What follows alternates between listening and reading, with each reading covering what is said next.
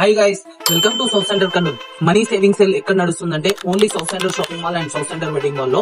మీరు Instagram families members అందరూ active గా ఉండండి. కొత్త డిజైన్స్ బడ్జెట్ ఫ్రెండ్లీ లో తీసుకొచ్చాము.